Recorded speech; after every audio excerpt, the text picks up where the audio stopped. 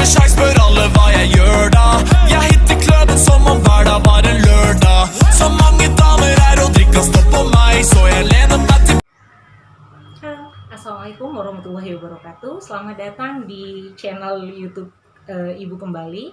Pada kesempatan kali ini, seperti yang sudah saya jelaskan di video sebelumnya, bahwa saya akan menjelaskan secara rigid, secara detail, secara teknis tentang kebijakan Prodi Agribisnis terkait dengan bagaimana kita melaksanakan seminar, proposal, dan seminar hasil serta ujian, baik itu ujian skripsi maupun ujian PKL, selama edaran tentang darurat corona masih berlaku di kampus UTM tercinta.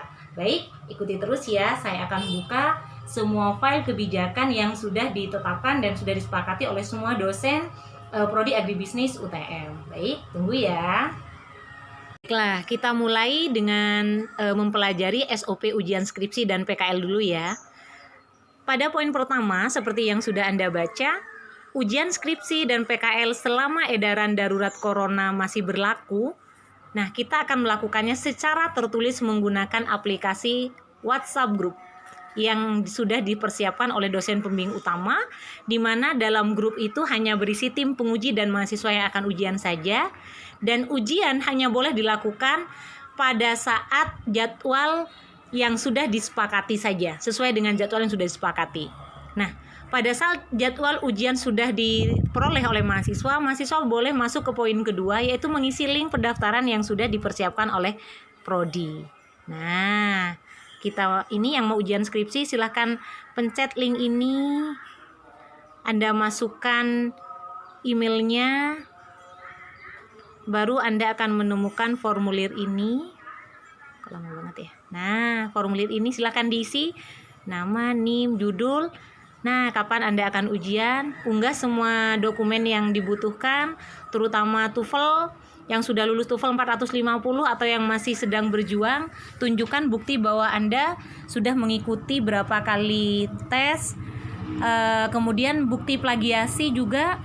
Oh ya, proses plagiasi hanya boleh dilakukan oleh dosen pembimbing utama dengan cara mengirimkan draft artikel skripsi kepada Mas Topan, kemudian Mas Topan akan memberikan hasilnya kepada dosen pembimbing utama.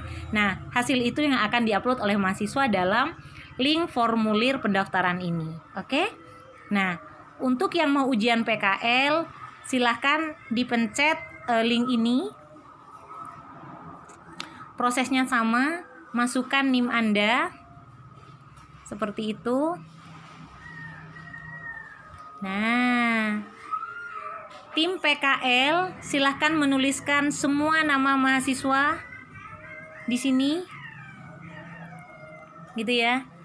Nah, semua mahasiswa wajib mengisi. Jadi, kalau misalnya dalam satu tim PKL ada 4 orang semuanya wajib mengisi link ini. Masukkan nama, NIM, judul PKL, kapan Anda akan ujian, dosen pembimbing, dosen pengujinya siapa, sama juga upload semua dokumen yang diminta, terutama TOEFL yang sudah lulus 400 silakan dimasukkan.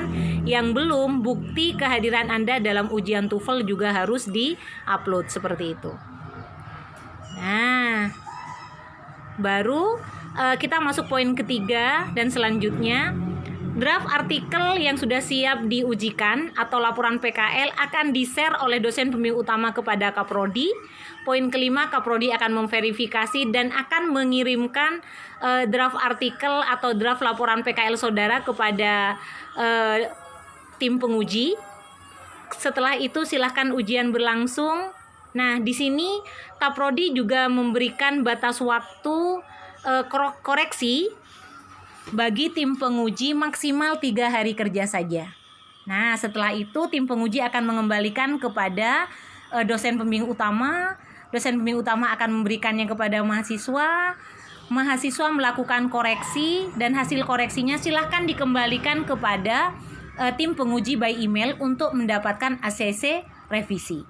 Setelah ACC revisi disepakati, nah, di sini dosen pembimbing utama akan mengisi link berita acara sebagai bukti dan laporan kepada Kaprodi bahwa semua proses ujian baik itu skripsi dan PKL sudah selesai dilakukan. Nah, di situ Anda sudah mendapatkan nilai final, kemudian silahkan Anda segera membukukan laporan PKL dan artikel skripsinya sesuai dengan template yang sudah dibakukan, seperti itu. Untuk templatenya, template artikel skripsi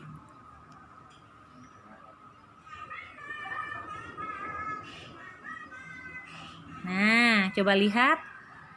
Untuk versi cetak, mahasiswa skripsi tetap harus melampirkan halaman judul, halaman pengesahan, pernyataan originalitas karya ilmiah, halaman persembahan.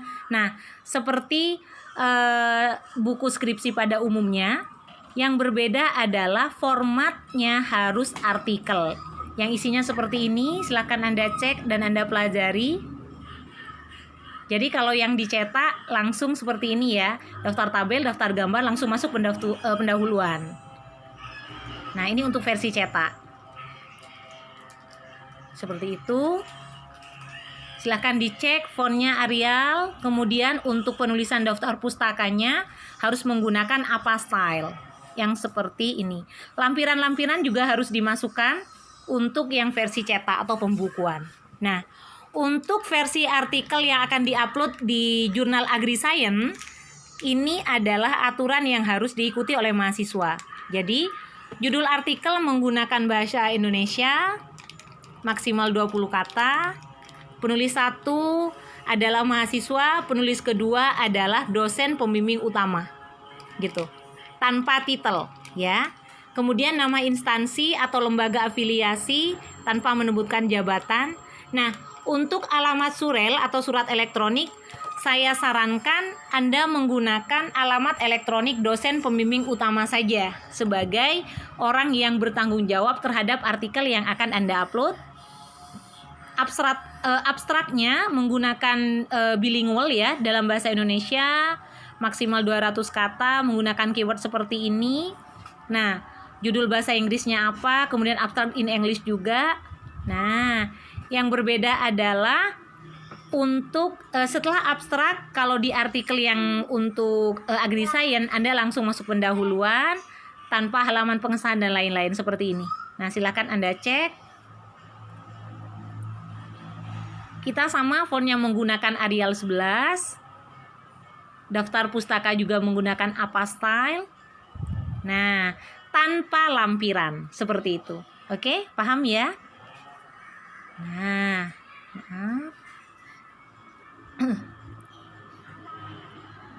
Nah, untuk yang SOP ujian kurang lebih seperti itu. Sekarang kita kembali ke SOP seminar hasil dan sempro. Oh, sebentar. Di sini ada aturan teknis pelaksanaan ujian online-nya. Silakan Anda baca, ada 7 poin di sana. Untuk tatip pelaksanaan ujian online-nya juga ada. Di sini ada 3 poin. Yang paling penting adalah pada saat ujian kita mengharapkan mahasiswa benar-benar melakukan ujian dengan penuh integritas, tidak ada kecurangan.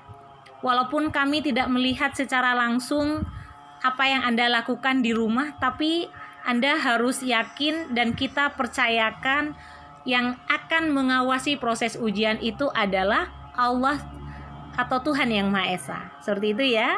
Oke, lakukan sesuai dengan tatip yang sudah disepakati, lakukan dengan penuh integritas. God bless you. Nah, sekarang untuk SOP seminar proposal dan hasil secara online. Nah, seperti ini.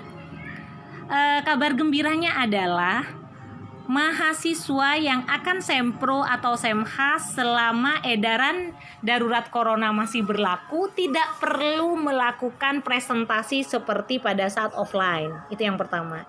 Yang kedua, mahasiswa tidak perlu mencari 5 orang mahasiswa yang harus datang dalam kelas.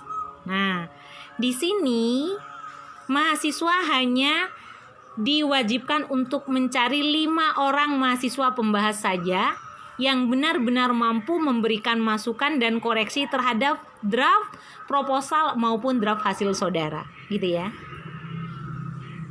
Yang pertama, setelah melakukan ACC, dosen pembimbing utama juga akan mengirimkan draft proposal atau draft hasilnya kepada Kaprodi.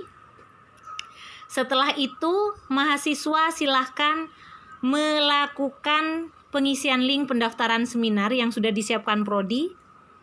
Sama seperti tadi, mana linknya ya?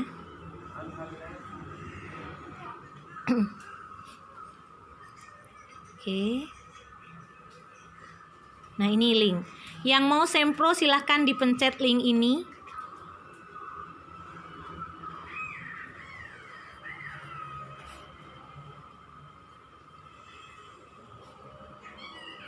Nah, masukkan emailnya, baru Anda akan menemukan form seperti ini. Nama Anda, NIM Anda, judul skripsinya, pembimbing utama, pembimbing anggota. Nah, di sini di sini mahasiswa wajib mengisikan nama dan email serta kontak 5 mahasiswa pembahas, karena saya akan mengirimkan draft saudara kepada 5 mahasiswa ini juga. Nah, kemudian Anda hitung, misalnya Anda mengisi link ini pada tanggal 1. Nah, di tanggal penyerahan hasil koreksi oleh pembimbing seminar dan mahasiswa pembahas, di sini Anda wajib mengisikan deadline penyerahan hasil koreksinya kepada dosen pembimbing utama, yaitu maksimal 3 hari setelah Anda mengisi link. Jadi kalau misalnya Anda mengisi link ini tanggal 1, di tanggal ini Anda mengisinya tanggal 4. Kalau Anda tanggal 2, silahkan diisi tanggal 5. Seperti itu, jadi plus 3. Paham ya? Setelah itu disubmit. Nah, untuk yang mau seminar hasil, ini yang Anda buka. Nah, setelah email dimasukkan, Anda akan menemukan form pendaftaran seperti ini. Isi nama, NIM Anda, judulnya apa, pembimbing utama, pembimbing seminar, kemudian sama, masukkan 5 mahasiswa pembahas, namanya siapa, NIM, dan emailnya juga. Nah, sama ya. Untuk deadline penyerahan hasil koreksi dari mahasiswa pembahas, ini sama. Jadi kalau misalnya Anda mengisi link ini tanggal 1, plus 3 di sini Anda tuliskan tanggal 4. Kalau Anda mengisinya tanggal 2 plus 3 di sini berarti Anda mengisinya tanggal 5. Paham ya? Oke, kita kembali ke SOP. Nah, setelah itu mahasiswa menunggu selama 3 hari kerja. Setelah Anda mengisi link ini, saya akan memverifikasi draftnya. Kemudian saya akan mengirimkan pada dosen seminar, baik yang seminar proposal maupun seminar hasil. Dan kelima mahasiswa pembahas, kita memberikan waktu 3 hari kerja. Kemudian sesuai dengan deadline, mahasiswa baik mahasiswa pembahas dan dosen pembimbing seminar akan mengembalikan hasil koreksi dan masukannya kepada dosen pembimbing utama. Dosen pembimbing utama akan mengembalikan kepada mahasiswa. Setelah itu, mahasiswa silahkan melakukan revisi. Nah, setelah revisi dilakukan, mahasiswa cukup mengembalikan kepada dosen pembimbing utama saja untuk diperiksa kembali apakah Anda sudah memenuhi permintaan dosen pembimbing seminar atau mahasiswa pembahas atau belum. Setelah di ACC, di sini Prodi hanya menunggu laporan dari dosen pembimbing utama dengan mengisi. Nah, baik, setelah mahasiswa melakukan revisinya di ACC oleh dosen pembimbing utama, di poin 8 itu, dosen pembimbing akan mengisi link berita acara dan penilaian yang sudah disiapkan oleh Prodi. Nah, mengisi link ini, coba Anda lihat. Ini mengisi link ini. Nah, poin 1, 2, 3, 4 ini adalah bukti berita acara dari proses sempro atau semhas yang sudah dilakukan oleh Anda. Nah, setelah itu selesai, kita menganggap bahwa mahasiswa sudah menyelesaikan proses seminarnya, baik itu sempro maupun seminar hasil. Di situ artinya mahasiswa diperbolehkan untuk lanjut pada step berikutnya. Oke, mungkin seperti itu dulu ya guys. Kebijakan ini hanya berlaku selama edaran darurat corona masih berlaku. Kalau misalnya ini dicabut, kebijakan ini juga dicabut dan kita akan kembali pada kebijakan yang sebelumnya pada saat corona belum terjadi dan kita akan kembali pada metode offline seperti biasa. Oke, semangat terus, give your best, God bless you all. Wassalamualaikum warahmatullahi wabarakatuh.